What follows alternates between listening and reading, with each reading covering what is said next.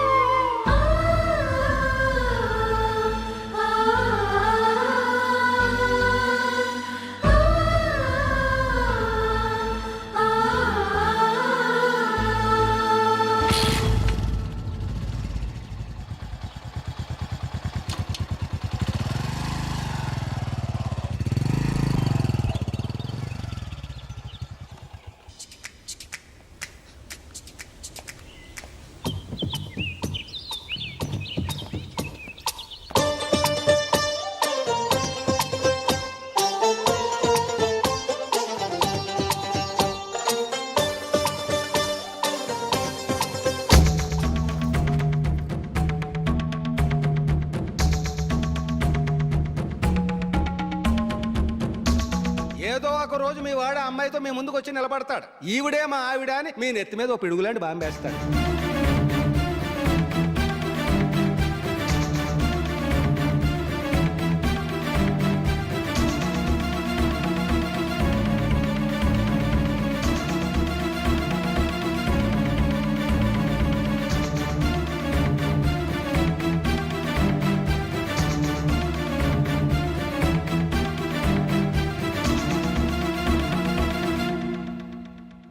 నీతో మాటలేంట్రా? నీకు ఇంట్లో ఉండే అర్హత పోయింది. ఈ క్షణం ఇంట్లోంచి పోరా.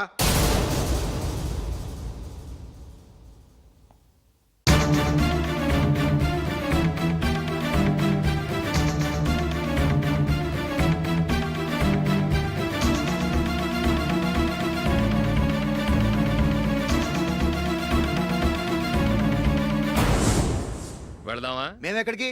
ఈ ఇంట్లో నీకెంత హక్కు ఉందో నాకు అంతే ఉంది. తాత ఆస్తి మీద కొడుకులు కక్కుండదు, మన వాళ్ళకే. ఆ పైన తాతకు తప్ప ఎవరికి నన్ను ఇంట్లో నుంచి బయటకు వెళ్ళమని హక్కు లేదు. ఇల్లు విడిచి వెళ్ళడం అంటూ జరిగితే అందరం బయటకు వెళ్ళాలి. ఇల్లు అమ్మితే వచ్చిన డబ్బుని అందరం సమానంగా పంచుకోవాలి. లేదా అందరం కలిసి ఇక్కడే ఉండాలి. చెప్పండి, ఏం చేద్దాం?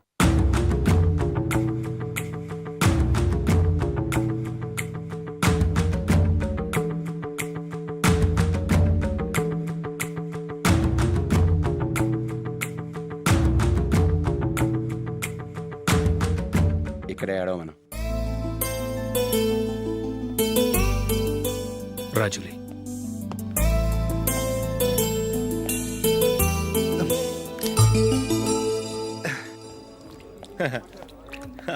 Your bill sir.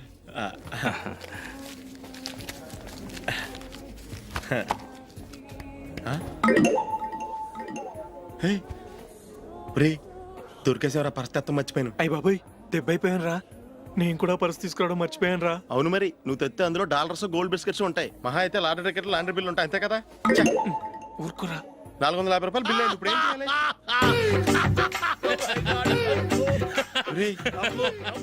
అక్కడికి ఐడియా రా. నమస్తే సార్. సారీ సార్, ఆ రోజు జరిగింది మీరు ఇంకా మర్చిపోలేదు అనుకుంటాను. నేను తప్పు చేసి మిమ్మల్ని ఇరికించాను సార్. దానికి నేను చాలా ఫీల్ అవుతున్నాను సార్.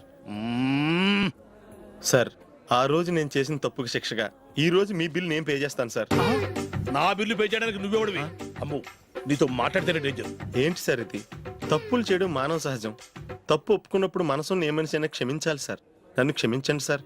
మీ బిల్ నన్ను పే చేయనివ్వండి సార్, ప్లీజ్ సార్. వద్దు బాబు, వద్దు. నేనే ముష్టోడు కాదు, నా దగ్గర డబ్బులు ఉన్నాయి. నా బిల్లు నేనే ఇచ్చుకుంటాను. ఒకవేళ డబ్బులు లేకపోతే ఇదే హోటల్లో పిండి రుబ్బుకుంటాను, కానీ నీ దగ్గర మాత్రం పైసా తీసుకోను. వెళ్ళు వెళ్ళు. సారీ సార్, నేను వస్తాను సార్. పదరా, మనసున్న మనుషులే లేరు. దొంగ వెతవు. ఇలాంటి వాళ్ళని నమ్మకూడదు. బిల్లు ఇచ్చినట్టు ఇచ్చి ఏదో తిరకాసు పెట్టి మోసం చేస్తారు. ఇలాంటి సమయంలోనే మనం చాలా తెలివిగా వ్యవహరించాలి, తెలిసిందా? సార్ ఏంటి బిల్ నేను పే చేస్తున్నాను. వద్దు, నేను పే చేస్తాను, నువ్వు వెళ్ళు.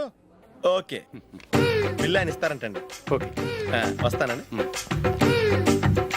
వీడు వస్తాడని తెలిస్తే ఇంకో బిర్యానీ తినేవాని కదరా. నేను ఇంటికి పాస్లెట్కి వెళ్ళి ఉన్నా. పెద్ద పెద్ద మునగాళ్ళం చూసాం.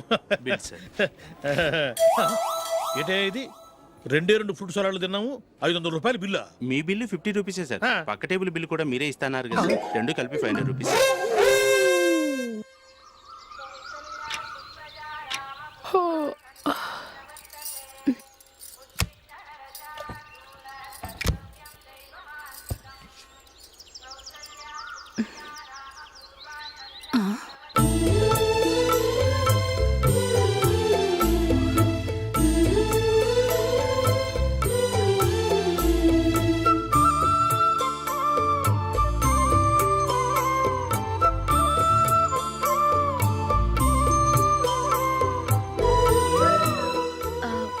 రంగుల ముగ్గు ఒకటే నాకు తెలుసు.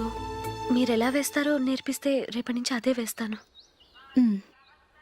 కాఫీ రెడీ చేశాను. నేను పిల్లల్ని లేపి స్నానం చేయిస్తాను. మీరెళ్ళి అశోక్ వాళ్ళ అన్నయ్య గారికి కాఫీ ఇవ్వండి. టిఫిన్ రెడీ చేస్తాను. మీరు తొందరగా స్నానం చేసి రండి. ఈ చద్దన్నం బయటపడేమ్మా. బయట పారేయడం ఎందుకు? నేను దీన్ని రుబ్బి వడియాలు పెడతాను.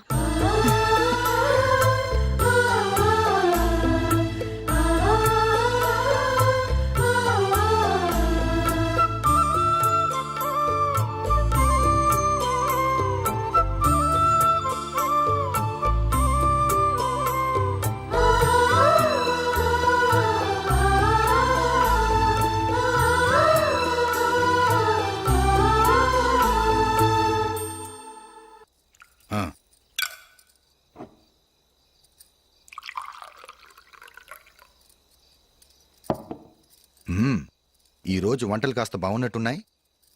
ఇవన్నీ ఆ జూలీ చేసిందండి.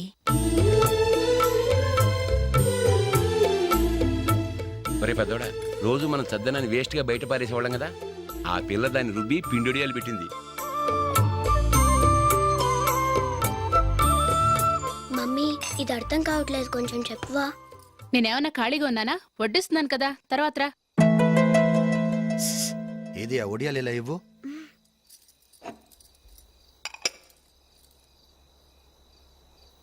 మమ్మీని డిస్టర్బ్ చేయకండి, నేను చెప్తాను, సరేనా?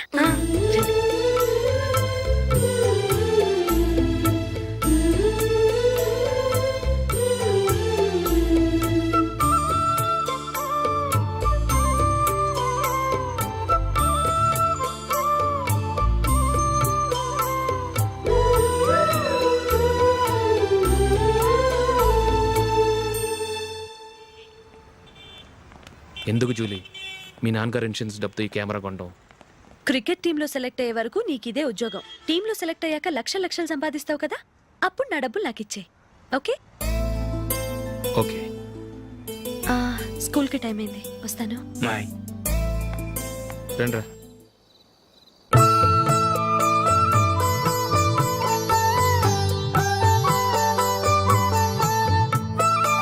కాఫీ తీసుకోండి.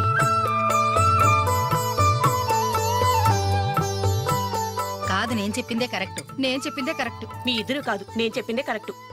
దేని గురించి పిన్ని గారు మీ ఆర్గ్యుమెంట్? ఏమీ లేదు హేమ. సీతారాములు తొలి దీపావళి ఎక్కడ జరుపుకుని ఉంటారంటుంది విశాలాక్షి. ఒక్క సీతారాములేంటి, పెళ్లైన వాళ్ళెవరైనా తొలి దీపావళి అమ్మాయి వాళ్ళ ఇంట్లోనే జరుపుకుంటారు. వాళ్ళని బట్టి చూస్తే వీళ్ళ దీపావళి కూడా మిథిల్లోనే జరుగుంటుందంటున్నాను నేను. తప్పు అంటుంది శశికళ. తప్పుగాక మరేంటి, మిదిల్లో ఎలా జరుపుకుంటారు? పెళ్ళవగానే వాళ్ళు అడవికి వెళ్లేదా? తొలి దీపావళి అక్కడే జరుపుకొని ఉంటారు. ఆ కారడవుల్లో దీపావళి ఎలా జరుపుకుంటారు? 14 సంవత్సరాలు వనవాసం ముగిశాక అయోధ్యకు వచ్చి అప్పుడు జరుపుకుని ఉంటారు. మీ ఇద్దరు చెప్పింది తప్పు, నేను చెప్పిందే కరెక్ట్. కాదు, మీ ఇద్దరు చెప్పిందే తప్పు, నే చెప్పిందే కరెక్ట్. నేను చెప్పిందే కరెక్ట్. కాదు, నేను కానే కాదు, నే చెప్పిందే కరెక్ట్. ఒక్క నిమిషం, నేను చెప్పనా? ఆచారం అనుష్ఠానం అన్నీ తెలిసిన మేమే తెలియ కొట్టుకుంటున్నాం. క్రిస్టియన్ పిల్లవి, నీకెలా తెలుస్తుంది? ఏదో నాకు తెలిసింది చెప్తాను, తప్పైతే క్షమించండి. సరే చెప్పు. ఆంటీ, రామావతారం తర్వాత కదా కృష్ణావతారం. కృష్ణావతారంలో నరకాసురుడు చచ్చిపోయిన ఆనందంలో దీపావళి చేసుకుంటారు. దీన్ని బట్టి చూస్తే రామావతారంలో అసలు దీపావళే లేదు. అలాంటప్పుడు వాళ్ళు తొలి దీపావళి ఎలా చేసుకుని ఉంటారు?